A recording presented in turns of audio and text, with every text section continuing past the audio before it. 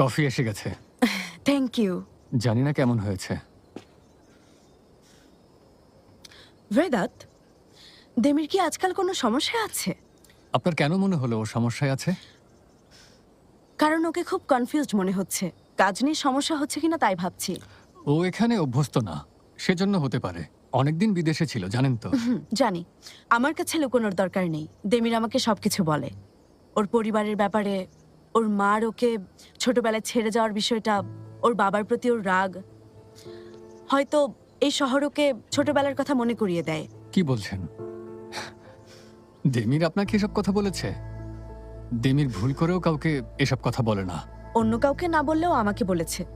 আসলে আমার আর দেমিরের মধ্যে অনেক মিল আছে। এজন্যই ও আমার সাথে অনেক কিছুই শেয়ার করে। তাই নাকি?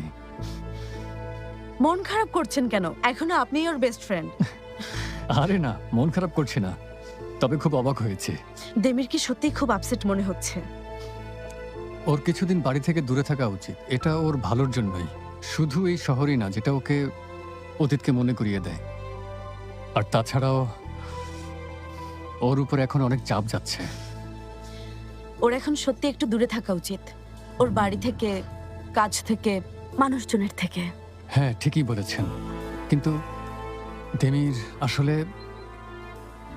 কাজ পাগল লোক। ওকে কয়েকদিনের জন্য কাজ থেকে দূরে রাখা খুব কঠিন। কঠিন কাজও সহজ হবে, যদিও সঠিক মানুষের দেখা পায়।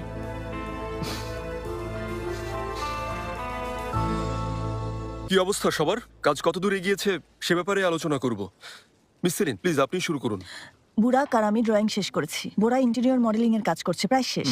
মুহারেম ওস্তাদ আর আমি জানালার সাইজ বড় করার বাউন্ডারি এরিয়ার ব্যাপারটা নিয়ে কথা বলেছি। কতজন লোক লাগবে, কি কি সরঞ্জাম লাগবে, কাজটা কিভাবে করলে ভালো হবে, ডিটেলস আলোচনা করে নিয়েছি। বিল্ডিং পারমিটের জন্য মিনিস্ট্রিতে যোগাযোগ করছে। আশা করছি জলদি পারমিশন পেয়ে যাব।